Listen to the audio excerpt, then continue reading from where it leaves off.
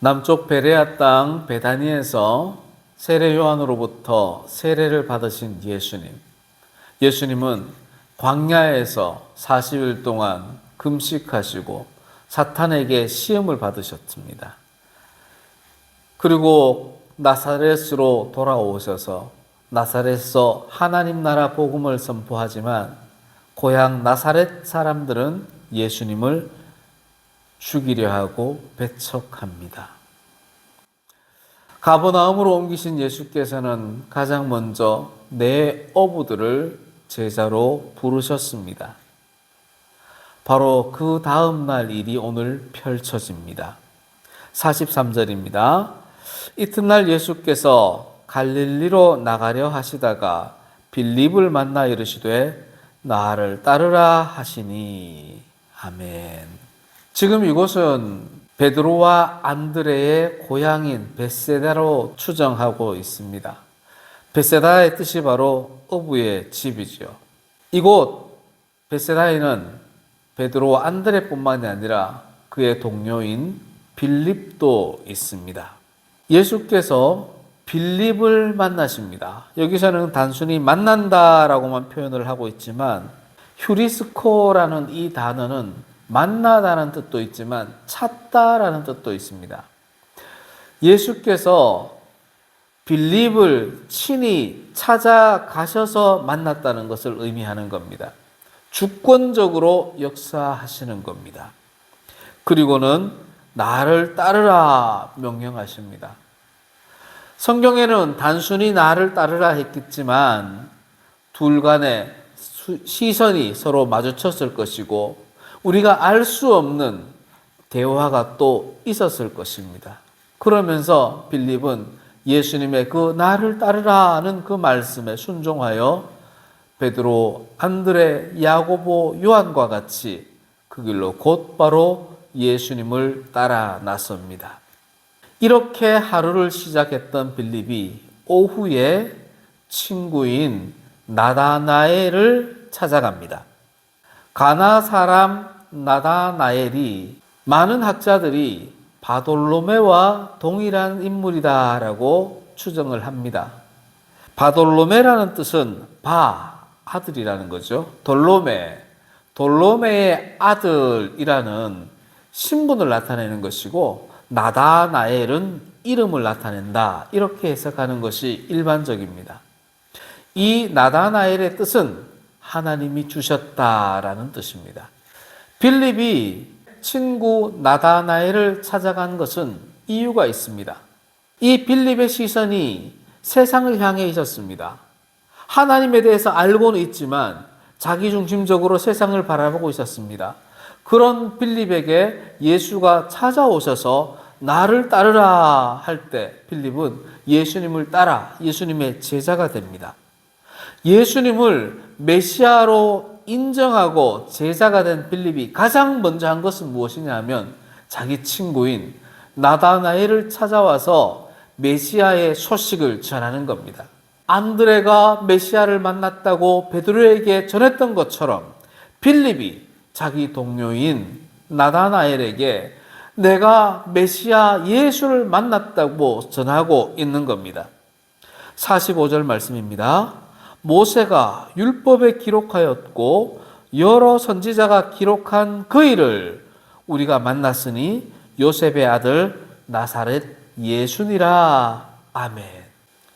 안드레는 베드로에게 소개할 때 내가 메시아를 만났다라고만 소개를 했는데 이 빌립은 좀 더 구체적으로 나다나엘에게 소식을 전합니다. 그만큼 빌립은 율법에도 능통한 자였다는 겁니다. 모세가 율법에 기록하였고, 이 말은 신명기 18장 15절 말씀을 대표적으로 인용한 겁니다. 네 형제 중에서 너를 위하여 나와 같은 선지자 하나를 일으키리니, 이 말씀이고, 또 여러 선지자가 기록한 그이라고 한다면 이사야 7장 14절에 보라 처녀가 잉태하여 아들을 낳을 것이요 그의 이름을 임마누엘이라 하리라. 아멘. 이 말씀을 지금 빌립이 나다나엘에게 전하고 있는 겁니다. 전하는 사람이 율법에 말씀에 능통하다고 해서 듣는 사람도 다 이해하느냐? 그렇지 않습니다. 나다나엘도 빌립만큼 율법에 능통하였기 때문에 빌립의 이 말씀을 알아먹을 수가 있었던 겁니다. 그리고는 빌립이 이렇게 말합니다. 요셉의 아들 나사렛 예수니라. 여기서 나다나엘이 딱 걸리는 겁니다. 모세가 율법에 기록했고 선지자들이 기록한 그이 할 때는 메시아구나. 금방 알아차릴 수 있었습니다. 그런데 요셉의 아들 나사렛 예수다라고 하는 걸 보니 나다나엘이 수긍하기가 어려웠던 겁니다. 나사렛의 요셉은 목수인데 목수의 아들 나사렛 예수 도무지 수용이 안 됩니다. 다윗의 자손이라고 했다면 나다나엘도 조금은 마음이 갈 수 있었습니다.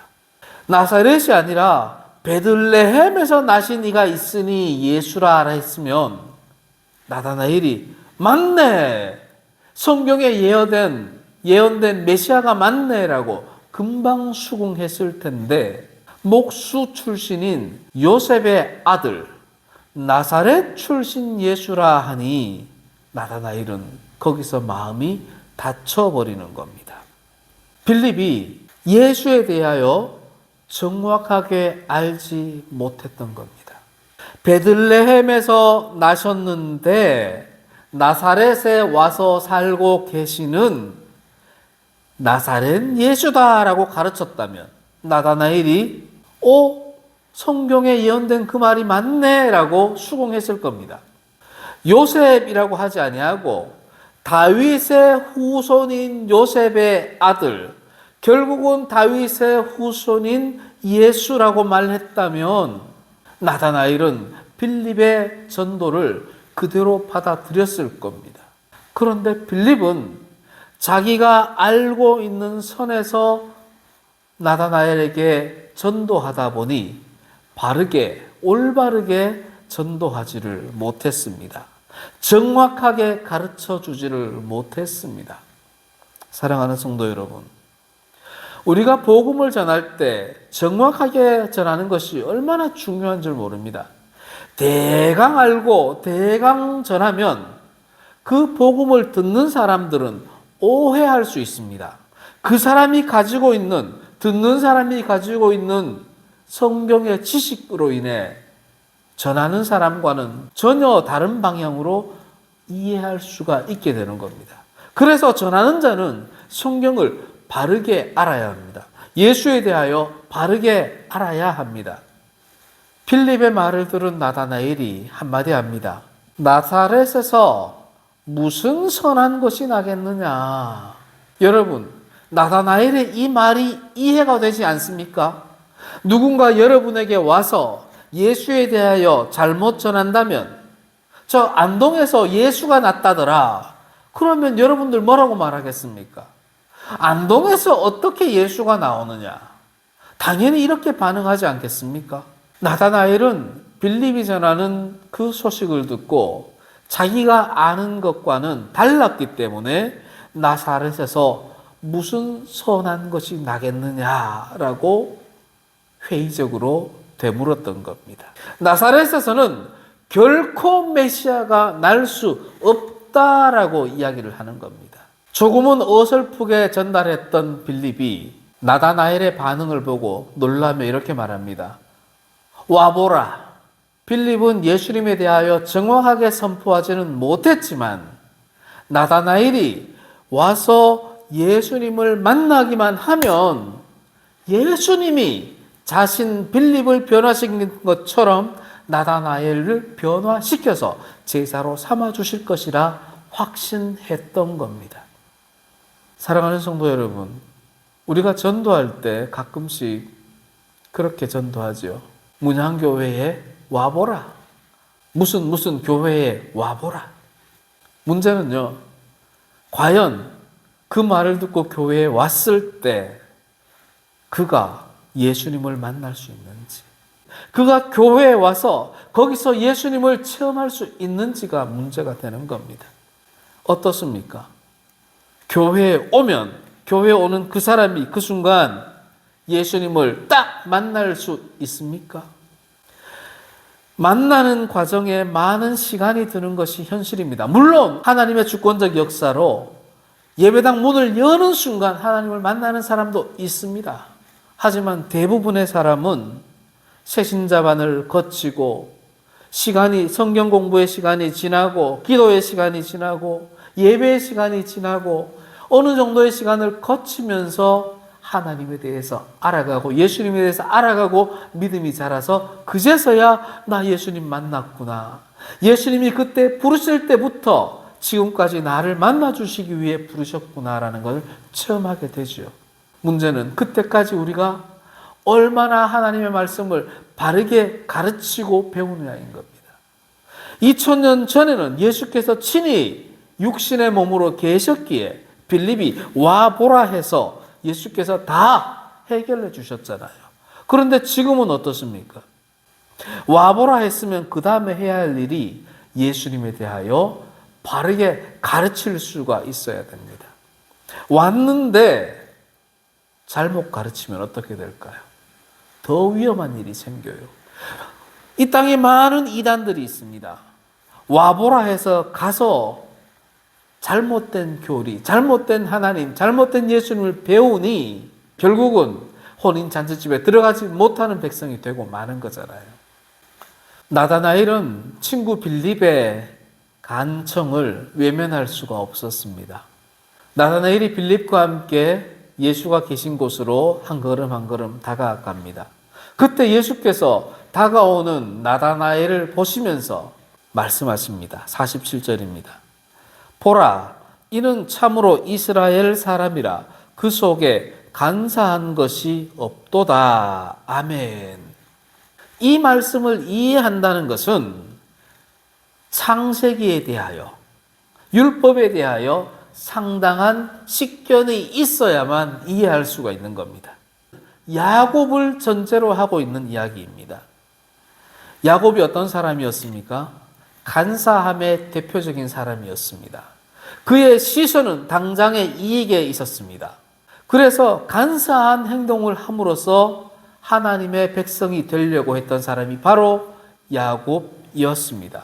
그런 그가 하나님의 은혜를 입고 나서 그의 이름이 이스라엘로 변화된 것을 기억을 했던 겁니다. 예수께서 저기 오는 저 친구는 너 나다나엘은 야곱처럼 간사함이 없고 이제는 변화된 이스라엘이구나 라고 선포를 해주는 겁니다. 이 말을 들은 나다나엘의 마음이 어떠하겠습니까? 예수께서 나에 대해서 알아주시네, 나를 알아주시네. 감명 깊게 예수를 바라보기 시작합니다. 예수님이시여, 당신이 나를 어떻게 아십니까?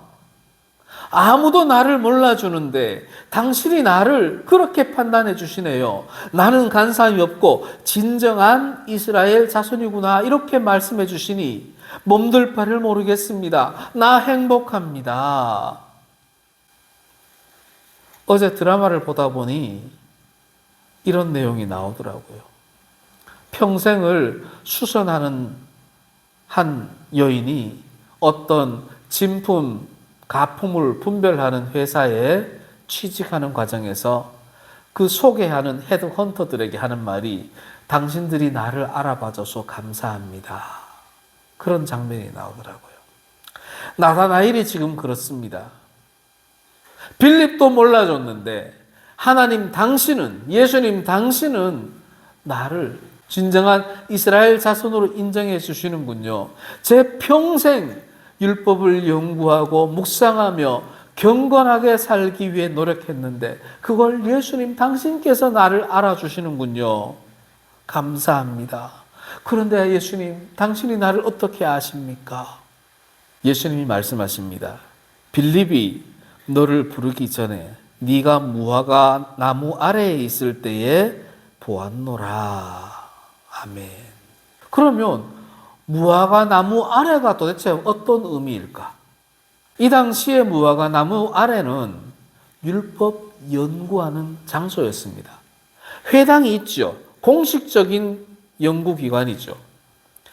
뿐만이 아니라 마을마다 있던 무화과 나무 그늘 아래에서 거기서 위통 까고 낮잠 잤다는 것이 아니라 거기서 율법을 연구하고 토의하고 경건의 대화를 나누고 하나님을 묵상했다는 그런 의미입니다. 그래서 예수께서는 네가 무화과 나무 아래에서 하나님을 사모하고 하나님 말씀을 묵상했던 것을 내가 보았노라 라고 선포해 주시는 겁니다. 이 말을 듣고 나자 나다나엘이 고백을 합니다. 당신은 하나님의 아들이시요. 제자들 중에서 가장 먼저 고백한 겁니다. 베드로가 고백했던 것보다도 먼저 이 나다나엘이 당신은 하나님의 아들이십니다 라고 고백했던 겁니다. 뿐만이 아닙니다. 당신은 이스라엘의 왕입니다. 이스라엘의 임금입니다 라고 고백을 합니다. 당신은 나를 참 이스라엘이라고 선포해 주셨지요. 당신은 나 이스라엘의 참 왕이십니다. 나는 당신께 온전히 순종하겠습니다. 복종하겠습니다 라고 고백하고 있는 겁니다. 얼마나 아름다운 모습입니까? 세상을 향했던 그의 시선이, 율법 체계만 향했던 그의 시선이 예수님께로 향하고, 예수님께로 향했던 시선이 그의 입술을 통해서 당신은 하나님의 아들이십니다. 당신은 나 이스라엘 백성의 왕이십니다. 나는 당신께 순종하겠습니다 라고 고백하는 겁니다. 예수님이 참 짓궂으셔요. 나다나엘이 이렇게 고백할 때 그래 내가 너와 함께 하노라 이렇게 칭찬해 주시거나 나를 따르라 이렇게 곧바로 말씀해 주시면 좋겠는데 예수님은 이렇게 말씀하십니다. 내가 너를 무화과 나무 아래에서 보았다 함으로 믿느냐. 어떻게 보면 이 말씀은 나다나엘을 꼭 질책하는 것처럼도 보입니다. 하지만 뒤에 있는 말씀을 보면 그렇지는 않습니다. 더 자극을 주려고 하는 겁니다. 내가 너를 알아봐 주어서 네가 나를 믿느냐. 그것도 필요하다. 하지만 뒤에 네가 더 놀랄 일들을 보게 될 거야. 너의 믿음이 더 커질 거야. 라고 예수께서 선포해 주시는 겁니다. 이보다 더 큰 일을 보리라. 아멘. 여기서 보리라라는 말은 호라오라는 단어를 쓰는데 이 단어는 관찰하다, 바라보다, 참여하다 이런 뜻이 있습니다. 더 놀라운 일이 펼쳐질 텐데 거기에 네가 참여하여 보게 될 것이다 라고 선포해 주는 겁니다. 더 큰 일이 뭘까요? 네가 고백했던 것처럼 하나님의 아들 그리스도의 표적을 네가 보게 될 것이다 라고 선포해 주시는 겁니다. 이 본문 말씀 이후에 예수께서는 제자들과 함께 이 나다나엘의 고향인 가나로 갑니다. 가나에 가셔서 첫 번째 표적을 보여줍니다. 그리고 이후에 나중에는 벳세다, 예수님을 만났던 벳세다로 돌아와서 오병이어의 기적을 보여주시고 소경이 치유받는 모습을 보여주십니다.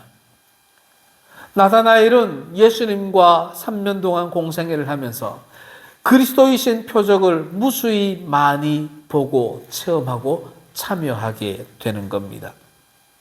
하늘이 열리고 하나님의 사자들이 인자 위에 오르락 내리락 하는 것을 보리라. 아멘. 하늘이 언제 열려요? 예수께서 베다니에서 세례 받을 때 하늘이 열렸죠. 이는 내 사랑하는 아들이라. 스데반의 시선이 하늘로 향했을 때 하늘이 열리고 인자가 하나님 우편에 서신 것을 보노라 고백했었죠. 베드로의 시선도 하늘을 향했더랬습니다. 하늘이 열리며 한 그릇이 내려오는 것을 보게 되지요. 종말의 때에 하늘의 문이 열립니다. 하늘의 성전이 열립니다. 종말의 때에 열린 하늘에서 예수께서 재림을 하시는데 그 모습을 이스라엘 백성들이 보게 되는 것입니다. 하나님의 사자들이 인자 위에 오르락 내리락 하는 것을 보리라. 야곱이 베델에서 꿈을 꾸며 사닥다리 위로 천사들이 오르락 내리락 하는 것을 보았던 것처럼 너 참된 이스라엘, 너가 이제 하나님의 사자가 나 인자 그리스도 위에 임재하는 것을 네가 볼 것이다라고 선포해 주는 겁니다. 사랑하는 성도 여러분, 우리의 시선은 어디로 가 있습니까? 세상에 가 있습니까? 세상에도 가 있지요. 하지만 그 시선을 말씀으로 옮겨야 합니다. 말씀으로만 옮기면 끝이 납니까? 아닙니다. 예수님을 만나야 합니다. 책 자체에 예수님이 있는 게 아니잖아요. 이 책으로 선포되어지는 말씀이 내가 믿을 때에 우리의 시선이 하나님 나라로, 예수께로 바르게 향할 수가 있는 겁니다. 사랑하는 성도 여러분, 우리의 시선을 말씀에 맞춥시다. 우리의 시선을 예수님께 맞춥시다. 우리의 시선을 하나님 나라에 맞춥시다. 아멘.